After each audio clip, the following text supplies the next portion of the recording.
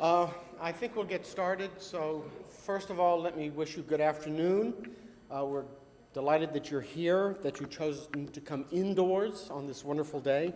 I don't believe we're really in Cleveland, but there it is. It's my great honor and privilege to introduce to you Abraham J. Peck.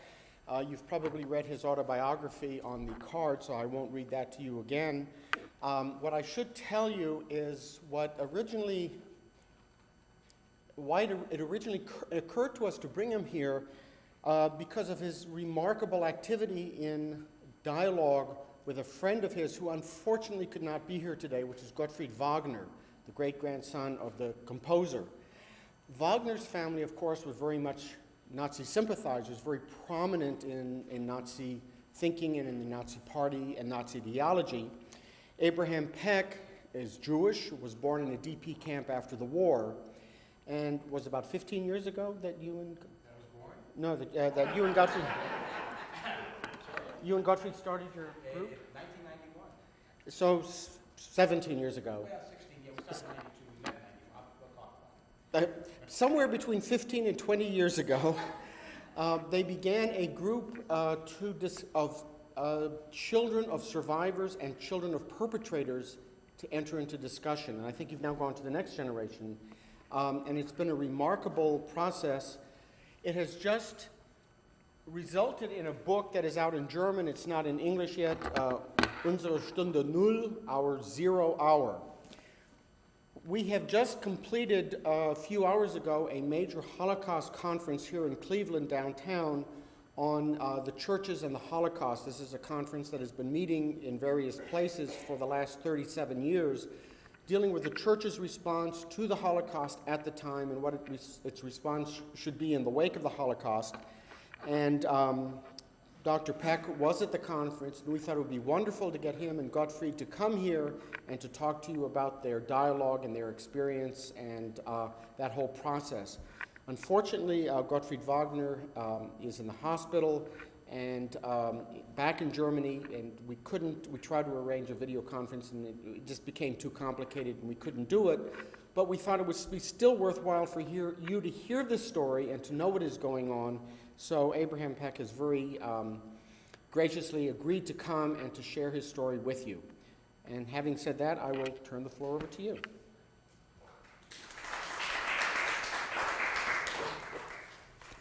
Thank you very much, Peter. I am grateful for Peter, of course, for allowing me to have this opportunity, even though you see from a little sketch on the back of the invitation, it says I teach and am active at the University of Southern Maine in Portland, which is true, but for the better part of 20 years, I was in Cincinnati. So, or landsman, so to speak. Okay?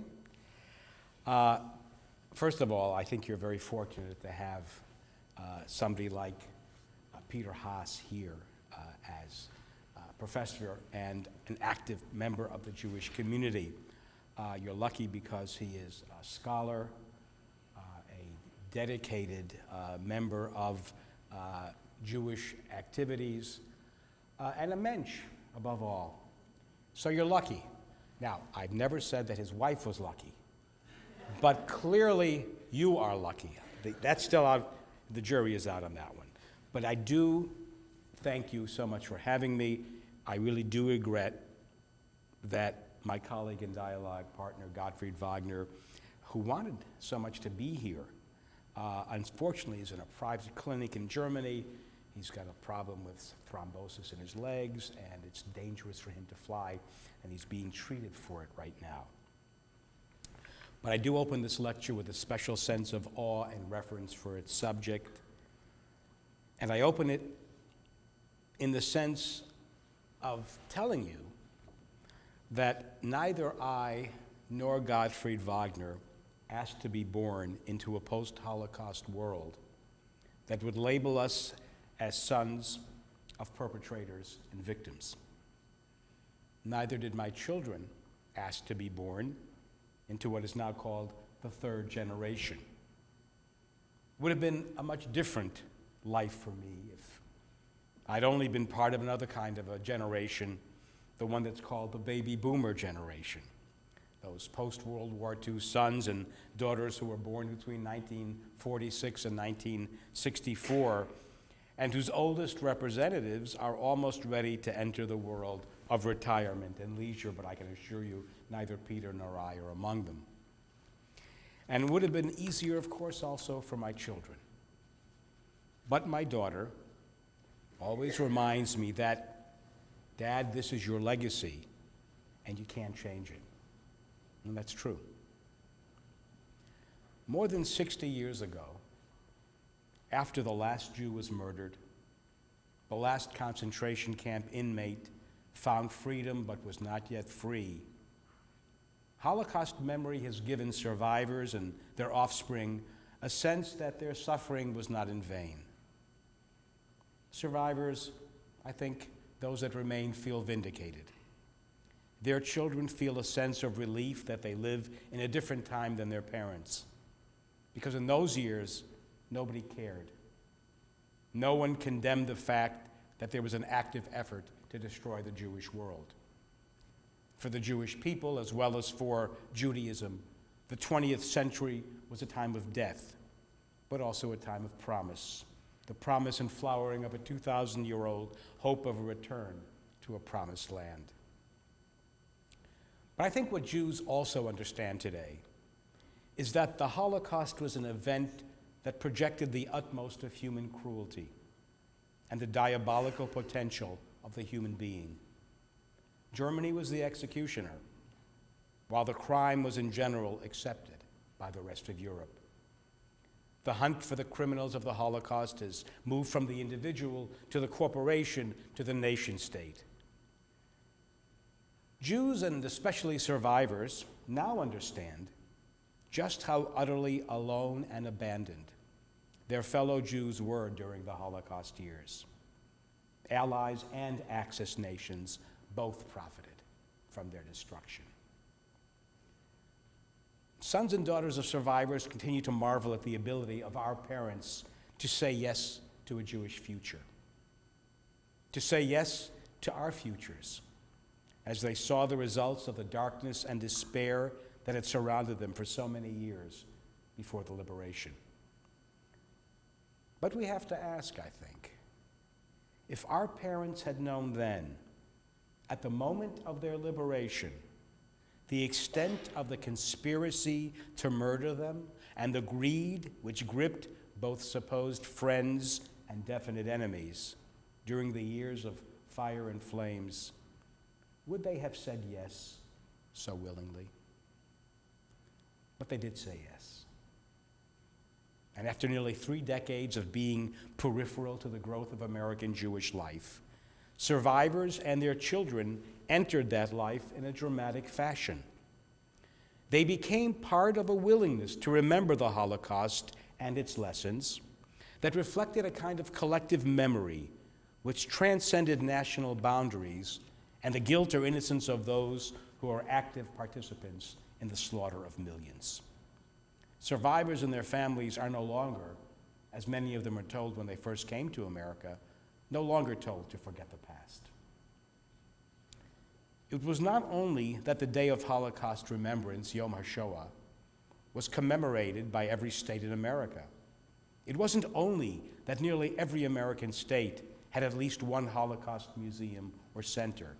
It wasn't only that an entire museum devoted to the history of the Holocaust stood in the midst of American sacred space and memory in Washington. It's not only that the United Nations designated January 27th, the anniversary of the liberation of Auschwitz, as an International Holocaust Remembrance Day. It was more. The traditional discourse about the Holocaust has become part of an international collective memory, you might say. Nation states whose hands in history were bloodied between the years 1933 and 1945 now have become active participants in a call for a collective political action and mobilization. And they too, with blood on their hands, Jewish blood, now say, never again. That's now. But what about then? When the world was seeing the first photographs of the places that destroyed a world, a civilization, a living language, the camps, as they were called. Could it have been different? Could Germans and Jews, one the people of the land of poets and thinkers, and Jews the people of the book, could they have had a different kind of relationship? A dual drama with a different ending? After all, since 1945, Jews and Germans have shared a special relationship, which in the words of the German writer Sabine Reichel, and I quote, is like an historical umbilical cord that can't be cut off and that pulls at the most unlikely moments. So why is it that this historical umbilical cord has found its most negative representation in the words of a very, very fine Jewish scholar in Germany and in Israel? He lives in both places, Dan Diener. And he's described Jewish life in Germany in 1945 as a kind of a negative symbiosis. In a way, he sees what Jews and Germans had to deal with in 1945 as a kind of a continuation of Gershom Scholem's dismissal of the pre-Holocaust so-called German-Jewish symbiosis as a myth that makes Jews aware of and are forced to deal with their own differences from the German. Could it have been different? Why couldn't these two extraordinary peoples, and I think you'll give me that agreement that both Jews and Germans historically are extraordinary people, gifted in so many ways, shapers of European and indeed world culture.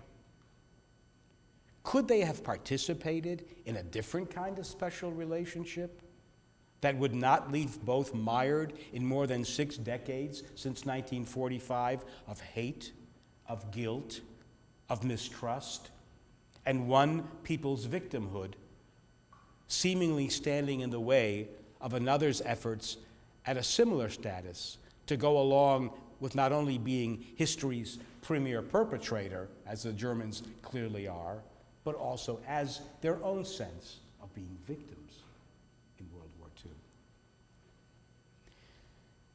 And if there could have been, and there wasn't this special, different kind of a relationship, it wasn't because German Jews didn't try. As the fine historian Paul Mendes-Flohr, perhaps German Jewry's most important spiritual interpreter, believes, German Jews, at the height of their creativeness before 1933, were no longer simply or unambiguously Jewish.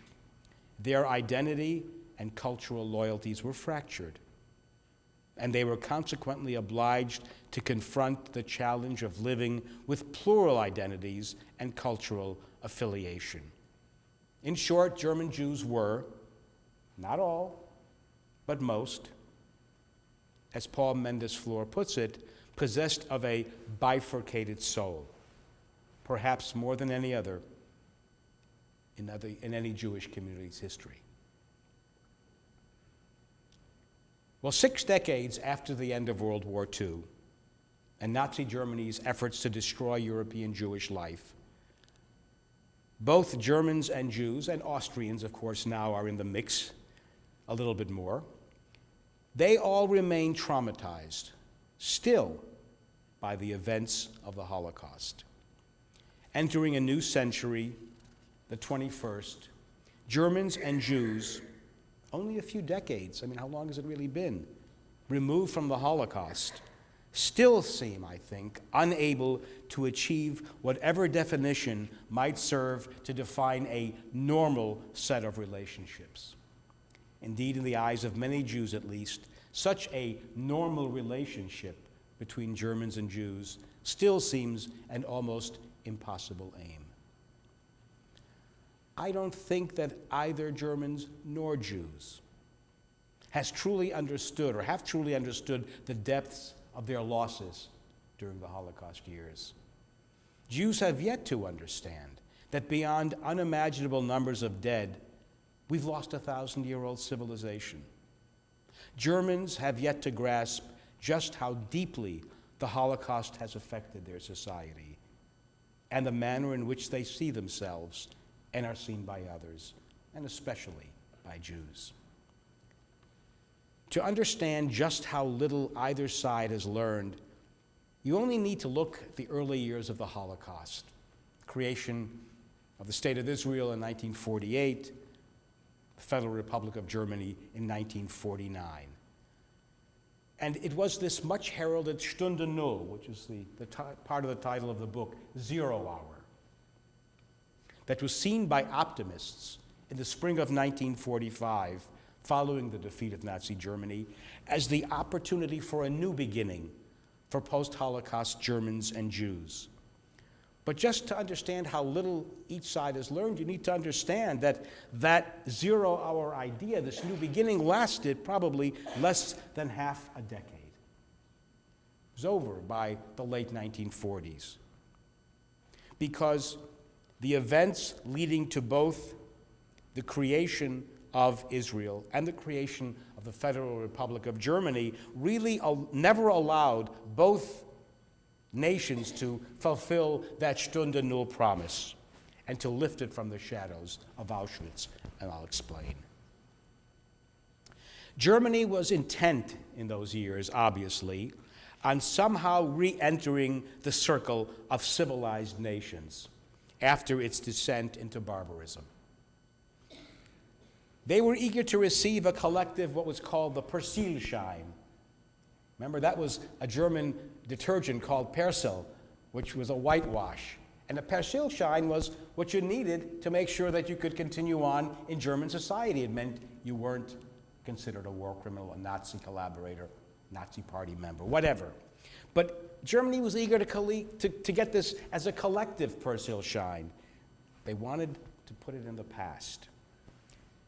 And the defeated nation, in fact, was fortunate in a way of getting that kind of certificate, because they became a focal point, Germany became a focal point, of the emerging Cold War struggle between the United States and the Soviet Union. Now, what about the Jews? The Jewish people, still traumatized by the news coming from Central and Eastern Europe about the murder of 2/3 of its European population, well, they faced the terrible reality of a tragedy unparalleled in Jewish or in human history. And world Jewry also realized the need to redouble its efforts in creating a Jewish homeland, a dream of 2 millennia that would stop the Jewish people from becoming and remaining a ghost nation, subject to the whims and madnesses of those people and those nations where they lived, who suddenly decided that they needed to be destroyed.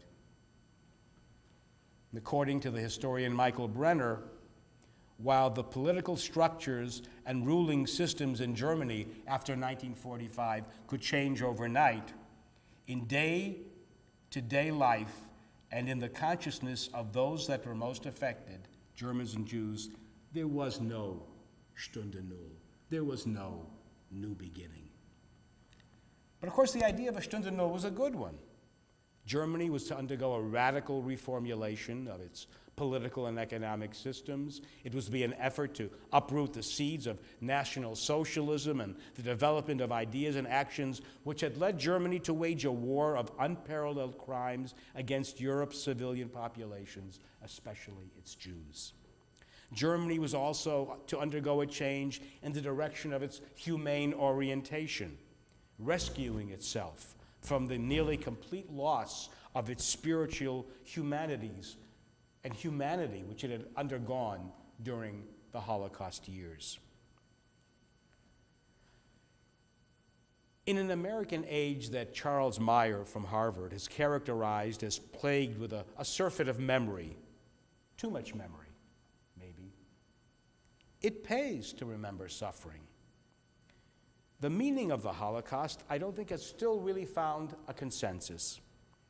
Was it a policy devoted to the destruction of all Jewish life? Or was it more? Was it an attack against the so-called gypsies, the Sinti and Roma people, Soviet prisoners of war, Jehovah's Witnesses?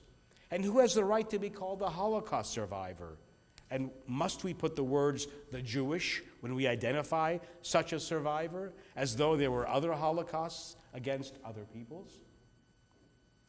But American popular culture, in an effort to salvage or indeed find common values in the diversity of an American multiculturalism, and to recoup the nation's founding fathers' lost ideals of liberty and human rights, has found it pretty easy, I think, to utilize the Holocaust as part of an American identity.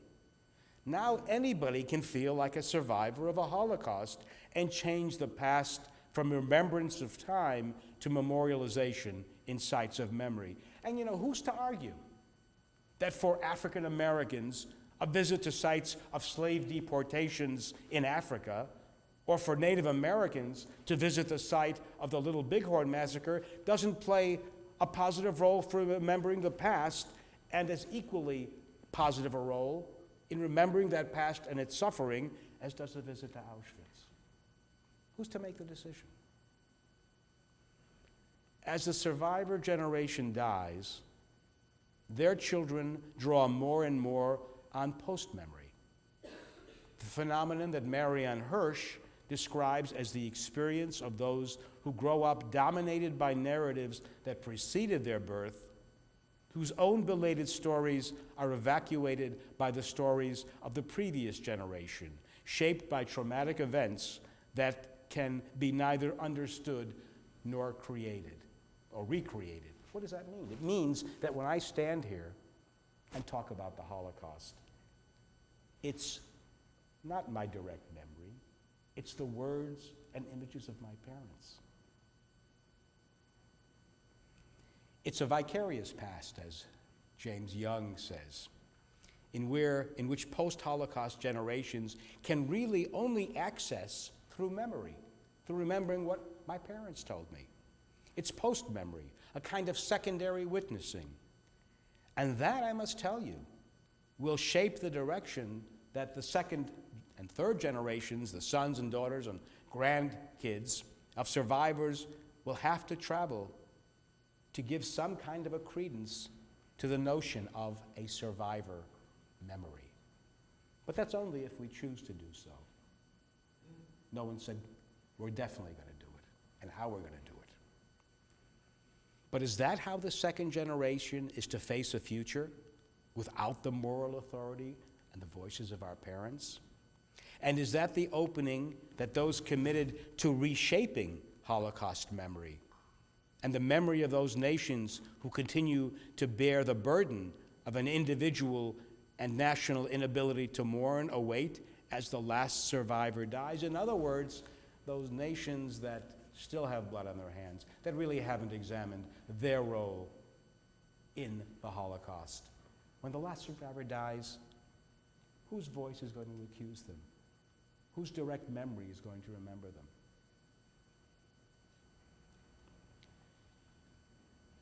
The second generation, my generation, is the hinge generation.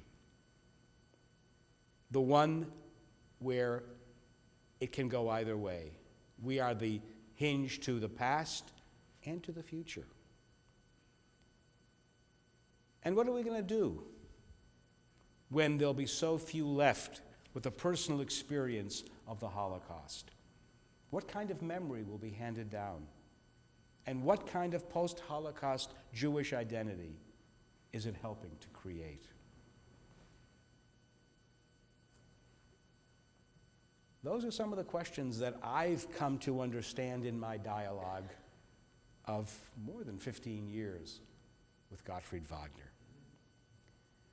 We made our first presentation on March 3rd, 1992, at the 22nd Annual Conference on the Holocaust and the Churches. Were you there, Peter?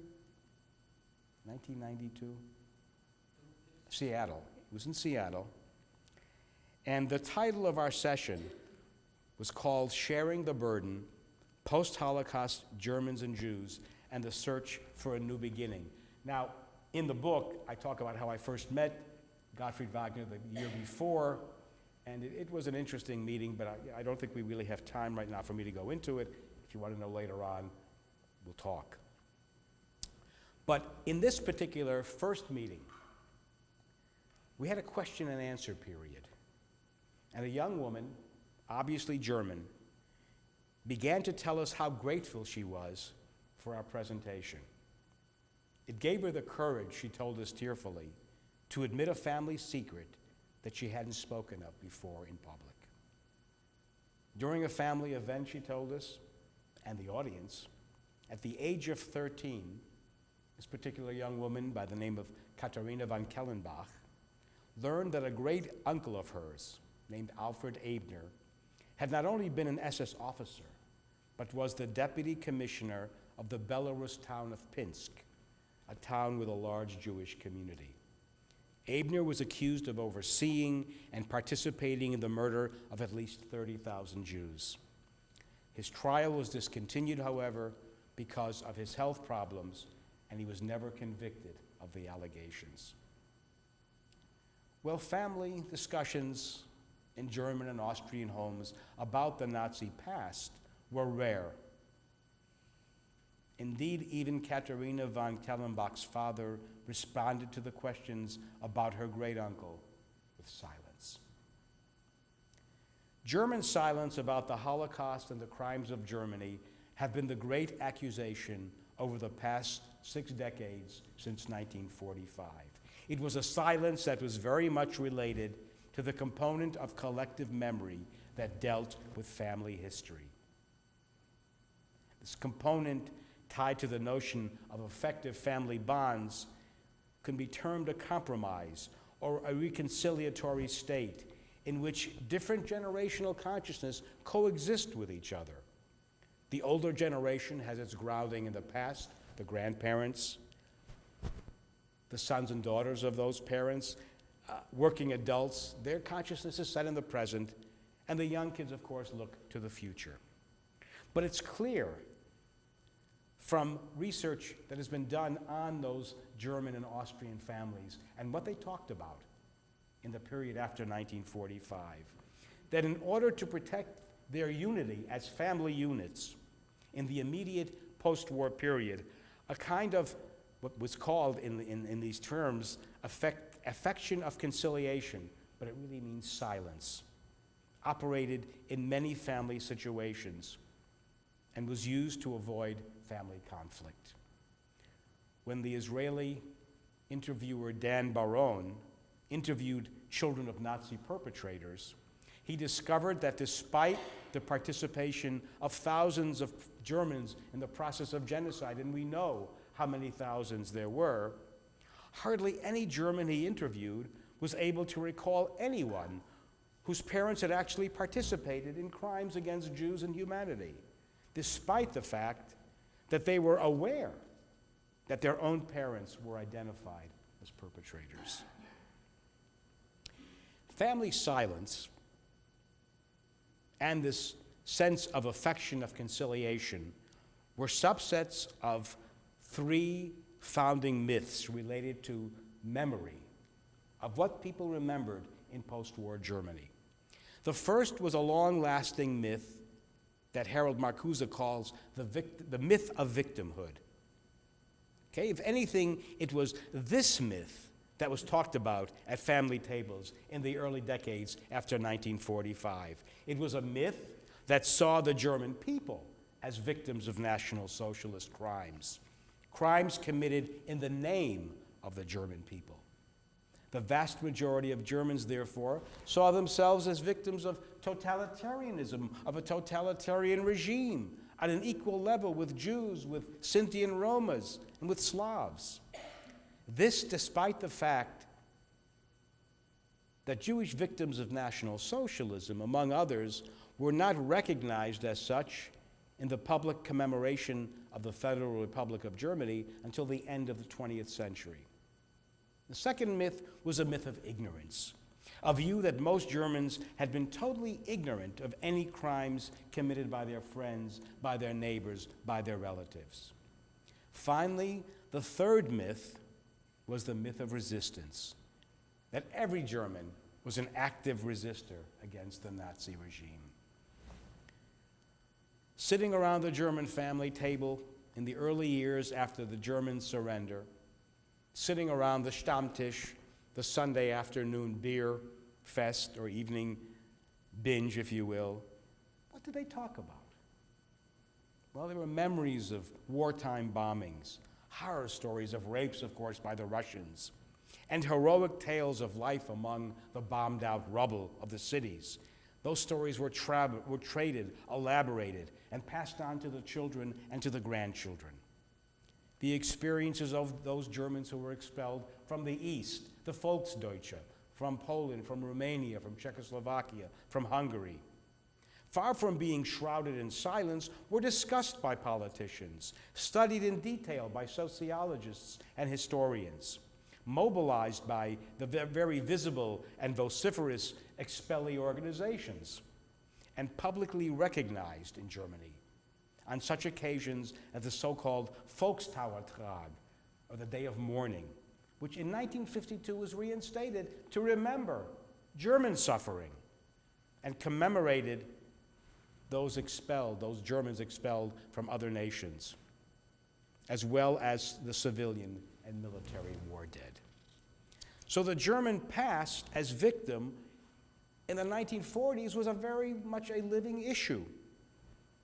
But the German past as a perpetrator, that was much more problematic.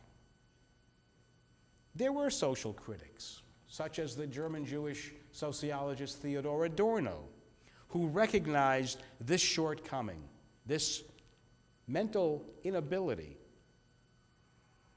of coming to terms with a past that included genocide. Because Adorno accused most Germans after 1945 of the inability to begin a serious working through of the past, the breaking of its spell through an act of clear consciousness. Instead, he said, most Germans, in his view, sought to turn the page and to eliminate all of those memories from their past. But let me ask you something. Who, besides the lost figure of Adolf Hitler as the great father figure of the new Germany, who should Germans have mourned after 1945? Was it the murdered Jews of Europe that they should have mourned? Because after all, that was a group that had been vilified by their own nation and their own government as parasites and branded as the great enemy of the German people. Are you going to mourn those people? Or perhaps mourning did take place, but not for the mass murder of Jews, Sinti and Roma, or mentally ill human beings in the euthanasia programs before the Holocaust, but instead it did take place for missing relatives, for fallen soldiers, and for destroyed cities. It also meant the propensity of many post-war Germans to regard themselves as the primary victims of the war. Not only were they the primary victims of the war, but they had played no role in the terrible crimes committed against the Jews and other peoples. It's an American Jewish military investigator by the name of Saul Padover. He was born in Vienna. And he undertook an investigation in the months after World War II into the German character and the German mentality.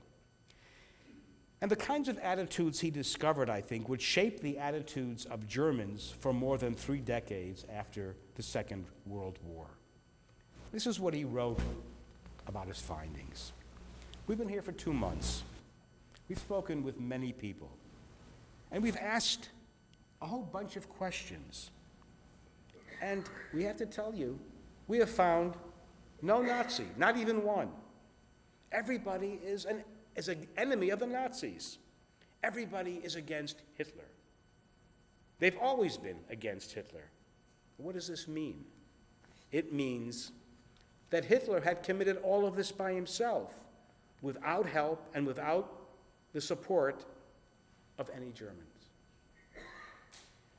Even though Chancellor Konrad Adenauer admitted in 1955 that unspeakable crimes have been committed in the name of the German people, and he called for moral and material indemnity, ultimately the Wiedergutmachung agreements. And he found that such an action opened the door for Germany's readmission into Western civilization. It was the bombing war against hundreds of German cities. It was the expulsion of German ethnic groups from Eastern Europe and Czechoslovakia. It was the mass rapes, death, loss, and suffering. That was the memory that people, especially women, always possessed. What did the number of 6 million murdered Jews mean when as many as 14 million Germans were expelled from the Eastern territories, of whom at least 2 million died on the way? Or the 500 to 600,000 German women and children who died as a result of the Allied air war? These were the German numbers that could only be thought of as victim numbers, and they belonged to Germany. But not all Germans felt compelled to accept this victim status. The philosopher, theologian Karl Jaspers, writing in 1946, acknowledged that virtually everybody, and I'm quoting him, has lost close relatives and friends, but how he lost them, in frontline combat, in bombings, in concentration camps, or in the mass murders of the regime, results in greatly divergent inner attitudes. And that, he wrote, suffering differs in kind. Most people have a sense only for their own kind. He dismissed the notion that one could call all equally innocent.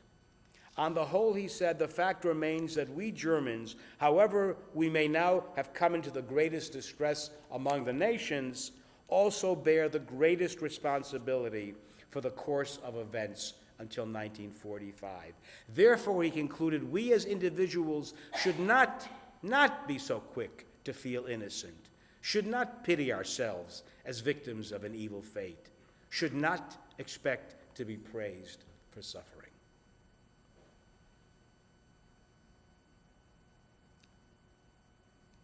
You know, we second-generation sons and daughters have been looking for meaning for a very long time. But I think in some respects that search has come to a dead end. Gone are those very halcyon days of the 1970s and 80s when sons and daughters of survivors took an oath in the shadow of Jerusalem's Temple Wall. Some of you may have seen it on television with Elie Wiesel, and they declared, "Wir sind da," we are here, mirroring their parents' affirmation of life in the weeks and months after the liberation. And it was a heady slide, I think, into this kind of abyss of inactivity that we're now stuck in, or worse. This decade-long preoccupation with an identity by a diverse group of adults, long beyond their childhood years, who gratefully became again children of survivors. When we first started to come together, we understood only that as different as we were from everybody else, among our own kind there was a sameness that gave us a warmth and an understanding that we'd never known before. And it was important to reformulate our identities as children of survivors, because the same thing was happening to our parents. Beginning in the early 1980s, survivors and their children began to occupy a unique role in the evolution of the Jewish presence in history. The Holocaust and its observance became, in its rites and rituals, an American concern. Indeed, the 1980s emerged as the decades of the survivors, as I've called them. Survivors were asked to speak in the classroom, to recount their stories in front of a video camera. The 1980s was also the decade of their children, the second generation. For the better part of that decade, American children of survivors sought to implement a number of aims and ideas which concerned us, perhaps without their knowing it, ideas that contributed to the idealism and the same kind of ideas that Holocaust survivors had, who after the liberation formulated a kind of a neo-humanistic response to the tragedy that had befallen European Jews during the Holocaust years. And I've written about that too, if you ever want to know about it. They did so at individual levels, through our own involvement in the helping professions. Many of us have entered that. We did so collectively, moving to a kind of political engagement that saw us demonstrate against unjust governments and ultimately even take a leap of faith as some young Holocaust survivors' kids sought to conduct a dialogue at the time with Yasser Arafat and the PLO in pursuit of peace in the Middle East. The second generation was also active in helping to create Holocaust centers and museums across America. So yeah, in a sense, we are the Hinge generation, through which either the meanings of awful events can remain arrested and fixed at the point of trauma, or at a point where they can be transformed into a new set of relations with the world and a new understanding. Okay, so this is something I was considering when I met Gottfried Wagner. And you know, when I met with him and we began our dialogue, I assumed that every other member of my second generation of sons and daughters of Holocaust survivors would see that these were our two choices, that we could just stay frozen in time, accept the mistrust, the guilt, the obviously justified hatred of Germans and Austrians by our parents, or we could move on to maybe ask some different questions about the new generation of Germans, those that were not born guilty, those that, like me, were born into a world not of our making. But I was wrong. At conference after conference, at meeting after meeting, my brothers and sisters of the second generation were much more resistant to the idea of dialogue than any form of acceptance. And if there was acceptance, it was framed against the backdrop of still living survivor parents who, as I was told, would have a heart attack if we ever thought that we'd sit and dialogue with a German. And of course, such a feeling is understandable. The hatred, unforgiving attitudes of many surviving parents, including my own of blessed memory, towards Germans in Germany was one of the easy, non-reflective beliefs that was passed on to their children. In 1991, 1992, Gottfried Wagner and I were among a very few organized or occasional encounters between second-generation Jews and Germans. The encounters were difficult, to say the least. Often they'd begin with terrible accusations by the Jewish side toward the Germans, allowing long-held emotions to finally be uttered toward a place that would have some direct impact. But was it the right place? In my encounters with Gottfried at the beginning, I often wanted to say to him, shout at him, do you know what your parents and grandparents' generation did to mine? Do you realize that I've lost a family, a civilization, a culture, and a language, and it was Germans and Germany that were the cause of all these losses? But I really didn't have to shout those words, because Gottfried Wagner understood them perhaps even better than I did. He understood them against the backdrop of his own family and the conspiracy of silence that formed the German world into which he was born. It was a difficult and painful time to enter a dialogue with a son like Gottfried Wagner, who so rejected and hated the family and the country and the legacy that were his. In our times together, both formally and informally, I was shocked and hard-pressed to understand the depths of Gottfried's animosity towards his family, but especially his father. I couldn't picture myself in such a family relationship, and I worried that his continuing consuming hatred would block the path toward a meaningful dialogue. But he wasn't alone in his hatreds. In dialogue after dialogue group, one could see the German second generation, could see their animosity toward their parents, often beyond the understanding of sons and daughters of Holocaust survivors who often didn't have much more than their parents to hold on to in terms of family. Despite this large divide between dialogue groups, numerous efforts have indeed begun to make and develop a meaningful encounter between the post-Holocaust generations. We're not alone. But what worries us, and worried us then, is that there's really a kind of a touchy-feely camaraderie among many of these groups, a dialogue that ends in tears and hugs of forgiveness. But we think more is needed. Post-Holocaust Germans and Jews have begun to emerge from the shadows that darken the lives of both groups. In encounters across America and Israel and in Europe, more and more of us have begun to sit down, one with the other, and ask what it is that has separated us for so long and what might ultimately bring us together. But I don't think any encounter has quite been like ours. No other set of post-Holocaust Germans and Jews have asked as much from ourselves and from each other in terms of family and national histories. We've approached the relationship of Germans, Austrians, and Jews from history, from family history, from philosophy, from religion. We've examined the encounter from the time of German emancipation in Germany to the present and concluded that if first-generation Germans are indeed responsible for a first and a second guilt, the first guilt was, of course, the murder of Jews and many other victims during the years of the Holocaust. The second guilt was to remain silent about it. But if that was the fault of the parents' generation,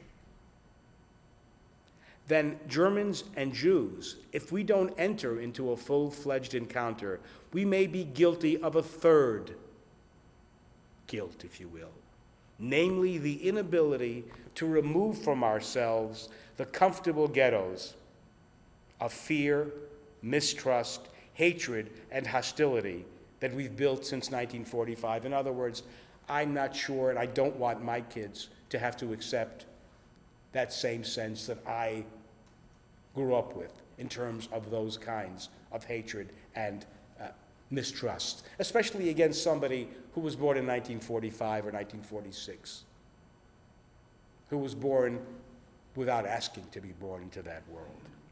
But that's still a goal into the far future.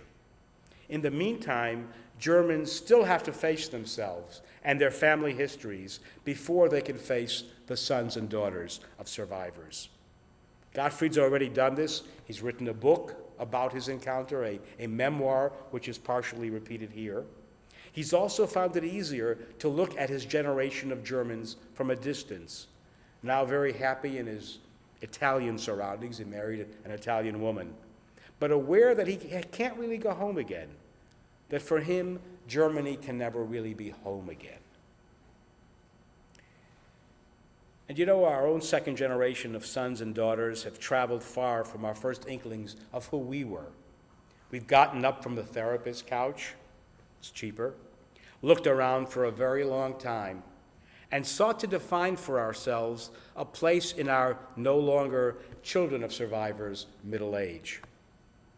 We now talk to each other in internet discussion lists, rediscover our beginnings in the displaced Jewish persons camps of Germany, Austria, and Italy, and the work camps of Siberia and Central Asia where our parents were, and worry about a world without the moral authority of our parents. Second-generation Jews are at the head of this pack, but the Israeli second generation, at one time skeptical of our aims and inspirations, is now fully with us. They've learned just how similar in attitude, if not in manner, was the destructive reaction of many native Israelis to the survivors who came to build a Jewish state in 1948. And in Europe, the remaining Jews there, the second generation, is also coming into its own and beginning to ask some very interesting questions. Can we continue to live in a continent soaked with the blood of our parents, families? So we, like the German counterparts, including Gottfried Wagner, continue to seek self-definitions. As a son of Holocaust survivors who didn't quite fit into American Jewish life and society, and as the son of a black sheep of a family, Gottfried Wagner, which was very much on the inside of Germany's social and cultural elites, we both understand, and we've taken on the enthusiasm of being the other in our respective societies. We've accepted the burdens of our legacy, and they've made us travel different paths from many of our contemporaries. Perhaps we see the uglier side of the human condition a bit more readily, understand the fragility of sacred icons of society, their ability to crack in the face of overwhelming evil in order to save themselves or profit from the situation. Well, being a part of the minority immediately allows us to understand the plight of other minorities, to listen to their cries for compassion and justice. That's why we both believe that we must understand what the Holocaust has done to our second generation of both Germans and Jews, and what effect that has had on the third and subsequent generations. Breaking the silence that has been a part of Germany's encounter with itself for over 50 years is a commitment that we share. But what Gottfried and I understand about being a minority is that the majority of Germans and Jews don't want to go beyond a certain level in the confrontation, in the dialogue. Teach the Holocaust in Germany and Austria and America, build museums to describe the event, but never sit down as Germans and Jews to say what you really feel: the pain, the guilt, the shame, the anger, the confusion. We want to both know why. What united the first generation of Jews and Germans, beyond the intimate knowledge of Paul Celan's immortal phrase, "Death is a master from Germany," was silence. For many first-generation German parents, it was the silence of self-protection from the indictment of crimes against humanity, as a perpetrator or as a bystander. That burden of silence is what many of us share as second-generation Germans and Jews. The need to protect our Holocaust survivor parents kept the silence long into our adult years, until our parents felt the need themselves to bear witness before their voices were stilled forever. But many second-generation Germans never understood what the silence of their parents meant. Their politicians, their educators, even their left-wing student heroes did not mention the unmentionable, didn't and never did discuss the depth of Germany's crimes against humanity.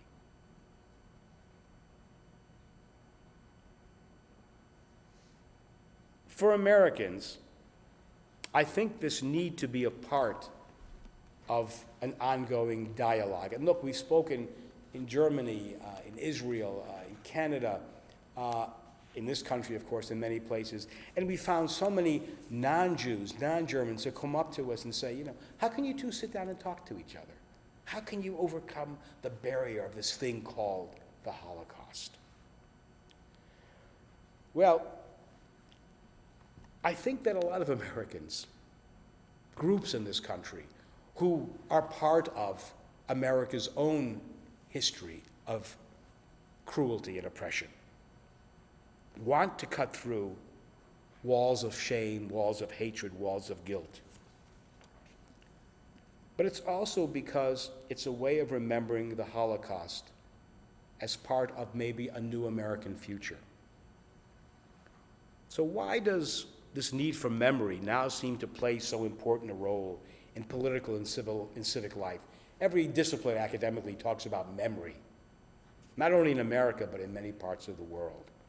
It could be that in this postmodern, post-historical world that we're living in, the negative side of Western civilization and its less than positive history towards other civilizations, including Jews, has led us to kind of a state of gloom and exhaustion. And in that exhaustion, we need to find something good to salvage from our history. And so the Holocaust becomes an instrument for teaching the professed values of American society.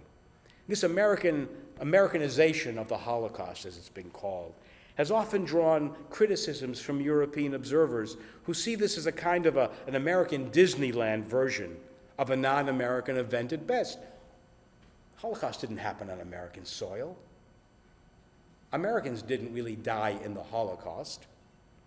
So why is it so much a part of the American sense of memory? I'm not surprised that Europe sees this. It's a cynicism that doesn't surprise me, coming from a continent like Europe that produced 2 world wars and the Holocaust. But that's why it's possible that only Germans, Austrians, and Jews can speak best together here, in this country, in the shadow of the so-called American century that defined for many the direction of the past 20th century. But I'm not certain that we've still drawn the connection between the consequences of the Holocaust on European soil and the loss of faith in our future. But I think the connections are there, because some of us understand just how much the events between 1933 and 1945 shattered our belief in the progress of humanity. So what are Gottfried and I trying to do? We're trying to break down the barriers that hold our separate but binding legacies, to address the issues of tribalism, of intolerance, of injustice and suffering. And it's a vision that's shared by other forms of victims and victimizers. As the number of those in our world who see themselves as victims grows, either as victims of a tyranny of dead white European males, or of continued ethnic subjugation, or of sexual and gender violence, or of religious violence, the notion that victims and victimizers can break through all that separated them must have meaning and relevance to an entire world of those who suffer and to those who are responsible for that suffering. But there's something else we've learned, that there are people, worthy people, in other parts of the world, in Europe, in Africa, in Asia, who understand that the Holocaust is an event that is not simply the possession of the Jewish people. It's an event, first of all, that in many ways was a Christian event, because it was Christianity that was at the heart of much of the thinking. It wasn't the perpetrator, but without that Christian anti-Semitism, that teaching of contempt for 2,000 years, it would have been very hard for the Holocaust to have happened. And it's also the issue of the genocidal society. Who is the victim? Who is the perpetrator? Who is the new German? Who is the new Jew? These are all questions that, in many ways, those who have been victims, those who have been oppressors, their generations after them, they understand this. They need to find more about it. They need to make a joint effort at coming out together against the continuance of those terrible things that we thought ended in 1945.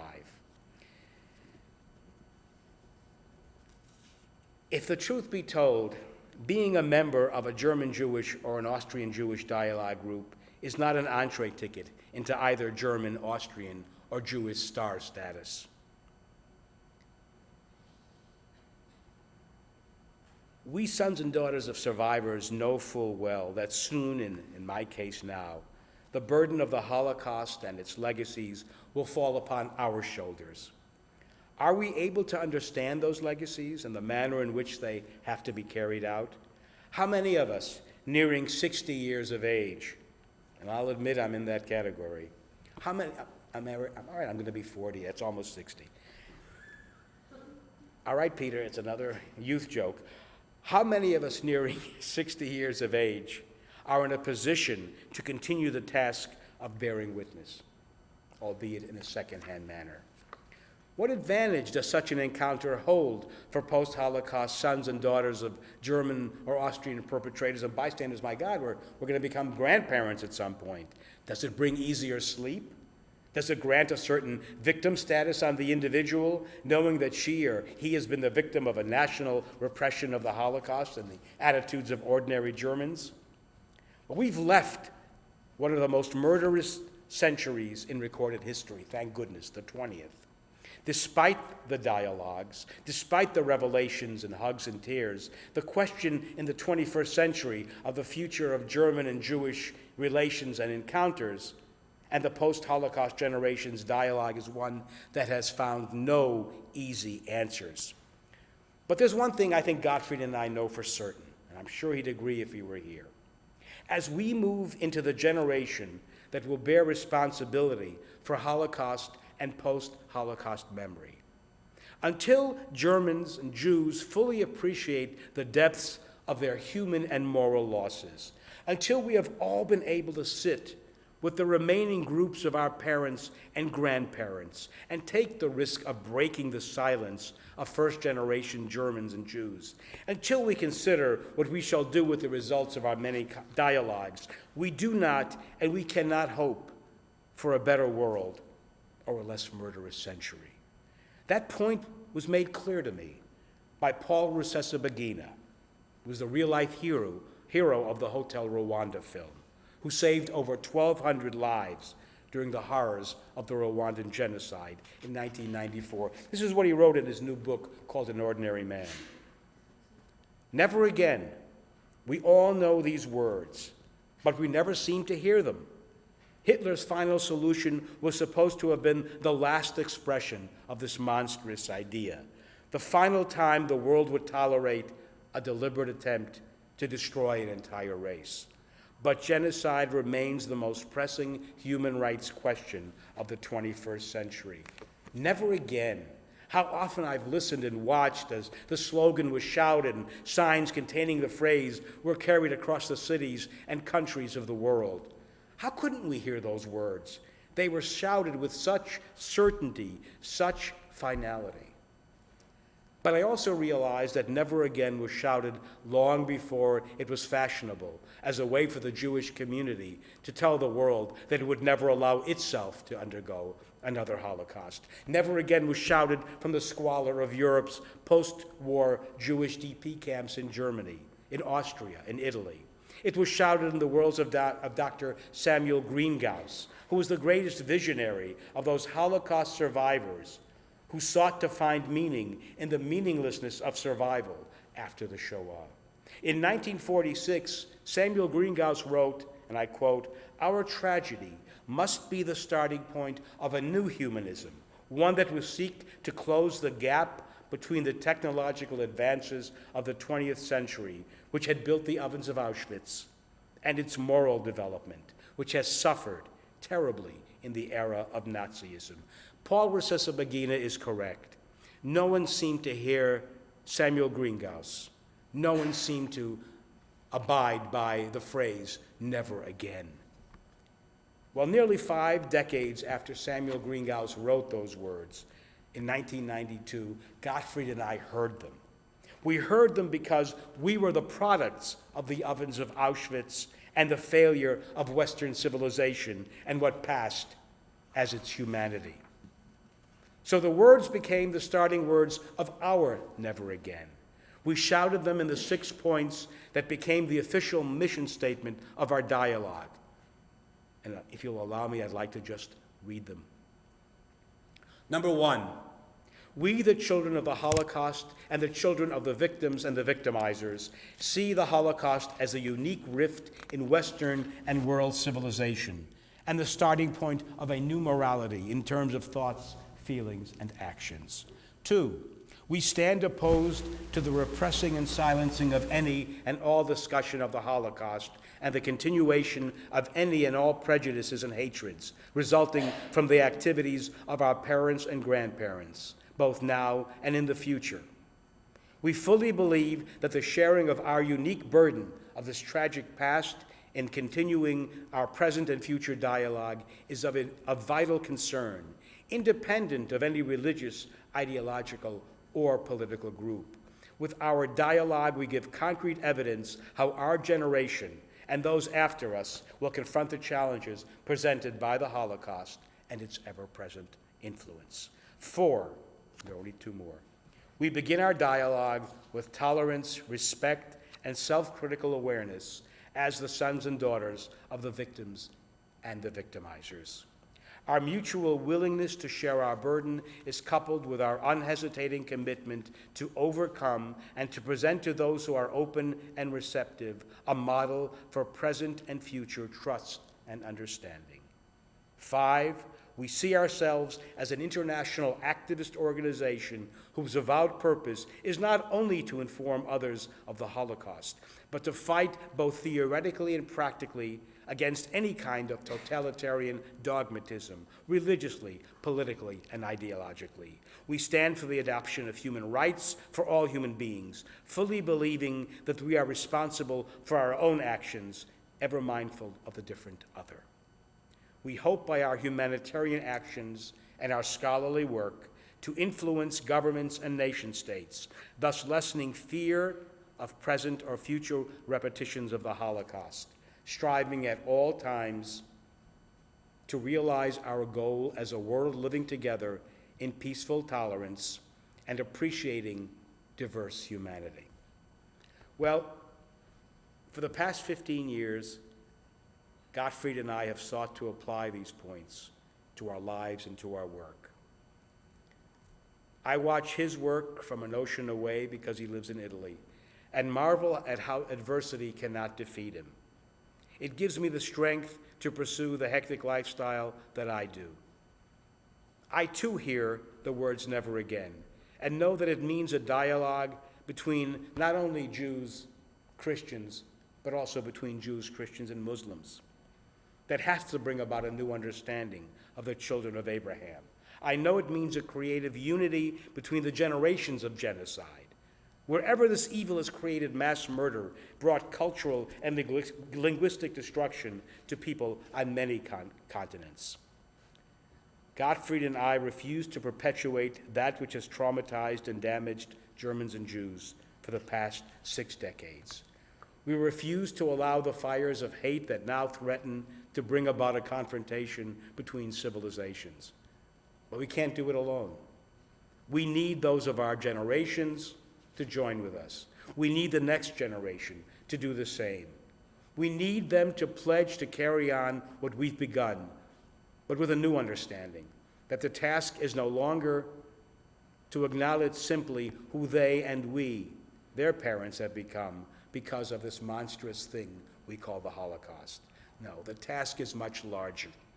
It has to be no less than a repair of our world, a Tikkun Olam, as is written in Jewish prayer and commentary. I don't think Gottfried and I know what the future will hold, but we both know we can't allow a recreation of the past. We're committed to our Stunde Null, to our 0 hour of new beginnings. But it can't be for us alone, because, I don't need to tell you, the clock of conflict is ticking toward midnight, toward a time of Armageddon. Our world, too, needs a Stunde Null, needs a 0 hour. Thank you.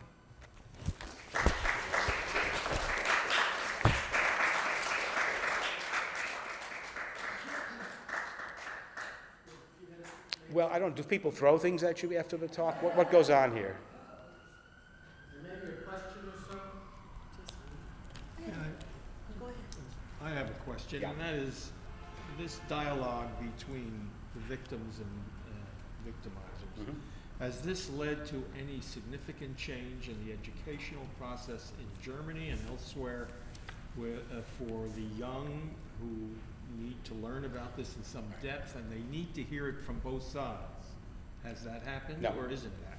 No, it hasn't happened, first of all, because Germany after 1945 never had more than about 30,000 people until this new influx of Jews from the former Soviet Union took place, and now it's gone up considerably. But, it's tough when you're living in the house of the hangman to talk about the noose, so to speak. And those Jews living in Germany, most of them have been very reluctant to come out of, Germans and Jews both live in their own self-created ghettos in Germany and Austria, and it's hard to remove yourself from those ghettos. That's why only here, in this country, on neutral ground, if you will, is it possible to talk about it without feeling the shadows of the past really hanging over you.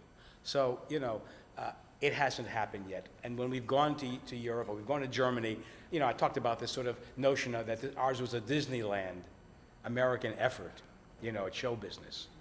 And it's still an attitude that unfortunately prevails.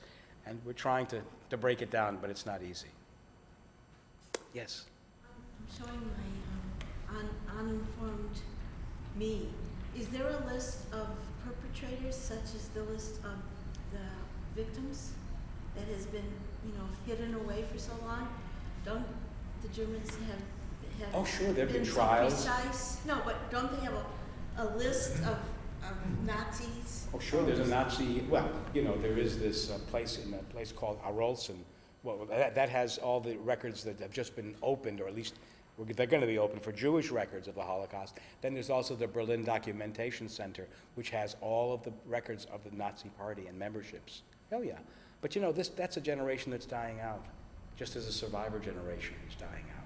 Yeah, well, maybe the next generation would be curious if their grandparents were involved. Well, the sad thing is, in a way, now maybe it's not sad, maybe it's human nature.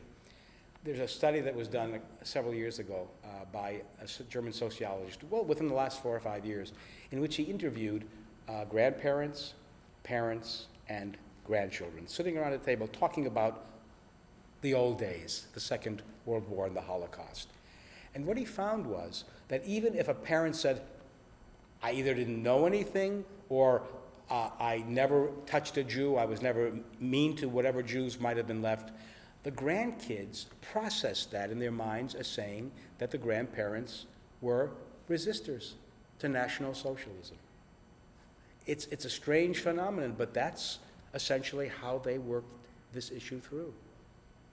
Maybe they were trying to protect the grandparents. Very interesting. Well, but I think the newer generation of young kids, they've been overfed on the Holocaust through films and classes. Look, they don't have to go to the Holocaust Museum in Washington. They can go to a concentration camp and see, what it is that the country before theirs, Nazi Germany, created. But, private and public understanding of these things are two things. You can say, yeah, Germany is responsible, and the Nazis were terrible, and we did terrible things, but not our grandparents. They're too dear, they're too precious to us. Yes, sir. Yeah, could I throw a couple of drops of optimism on the situation? You want to throw optimism? I thought I was full of optimism. For this reason, that's some personal experiences. During my career, I had occasion, I was born in Germany. Before, at the time of Hitler. Yeah. Before Hitler came. First, I traveled to Germany quite a number of times and had the opportunity to talk to a lot of Germans, business associates on a one-to-one basis.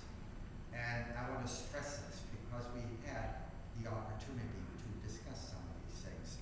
And there's nothing like a one-on-one dialogue rather than faceless and members of a group this way or that way that you always tend to regard negatively rather than Hans or Willy or whatnot. Okay? That's one thing that gave me a little bit of encouragement. The other is 4 years ago, I was invited back to Cologne and for a week by the city of Cologne. And I had the opportunity to talk to a group of high school students in German at that time. Must have talked for there were 3 of us talking of little bit different age groups. And the silence in the audience was deafening, and they asked some very interesting questions, and I asked them, what did your parents and your grandparents talk about? Did they ever talk about the Holocaust? And very few said yes. It was just not discussed. But I thought that was rather interesting, and I think it kind of fits in with some of the things that you were trying to do, what you were saying. Sure. I have a lot of optimism in this new German generation. I think that they're free of some of the issues, of course, that, are inherent in what their parents or their grandparents' generations had to deal with. The question, of course, is, they're young people.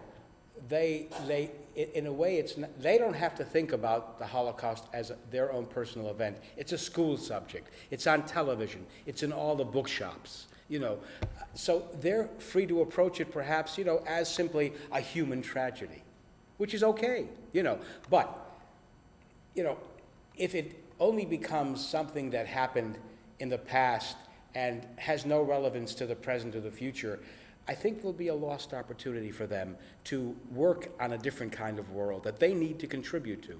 And Germany tries in many ways very hard in doing things that are very surprising, and positive. But there was never a public discussion about what took place.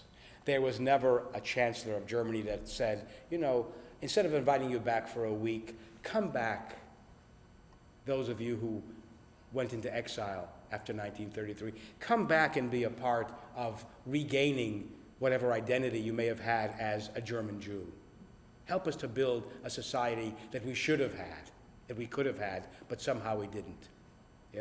Maybe 1848 was a failed revolution. Maybe that would have been a turning point that didn't turn. Because a lot of those Jews who left Germany came here and were active in anti-slavery and all sorts of work. They were the true visionaries, of German liberalism. But the revolution didn't make it. Frankfurt was a failed effort. Yes. I understand that the Goldhagen book didn't have the. I'm sorry, the what? The Goldhagen book didn't quite Uh-oh. have the reaction that. Oh, no, the Goldhagen book. Listen, this guy, Danny Goldhagen, was a superstar. When he spoke, there were thousands of people, young people who said, thank God, finally, heap it on us. Tell us how bad we were. The historians killed the book, because they said it was critical, they were critical of the fact it was unhistorical, it was a one-solution idea, that it was only Germans who had this virus affect them. Where are all the others that helped the Germans, So, but young people were thrilled. It was like the Schindler's List film and the early Holocaust film of the 1970s. They wanted to know this. It may not have affected them as individual families, but they found it to be a useful way of saying, well, this is also our history. But my question is, what do you do with it now? When we live in a world that really, is on the verge of terrible things that have already happened and may happen for Jews and others as well. So I think the lessons need to be more than simply saying, yes, ordinary Germans, we all were part of it. But what do you do for the grandchildren? What do they do with that legacy? That's what I think we need to understand. Yes? Let's maybe make this the last question and we'll formally adjourn. Fine. Just wanted to say that I grew up in Germany. I'm sorry. I wanted to say that I grew up in Germany Yeah. after the war. Mm-hmm. And after the war, there was a dead silence about the Holocaust. And I would say that even until about 1973, there was nothing taught. There were, the things that were taught were military things, but nothing about this problem because the problem was too big, too large. Nobody could fathom how to do it. And I think there was absolutely no dialogue between the Jews in Germany and the Germans at the time. And it isn't until this generation, really, as you said, that, and I know this from personal experience, that there are young educated Jews and young educated Germans who have formed groups where they discuss these things. And I think we needed that time because the shame and the hate was so large that there was no way to discuss it probably. And I think what Gottfried and I are arguing is saying that, that hate and that shame needs to stop. You know, it needs to change directions for those next generations. They don't need to be the album, so to speak, and inheritors of that particular kind of hatred. It's not theirs to inherit. That's, I think, what we argue, and that we say that, you know, we know better than anybody what these kinds of tragedies can do to a people, to a nation, to a community. We need to act on it. So. Thank you very much. Thank you. Thank you very much.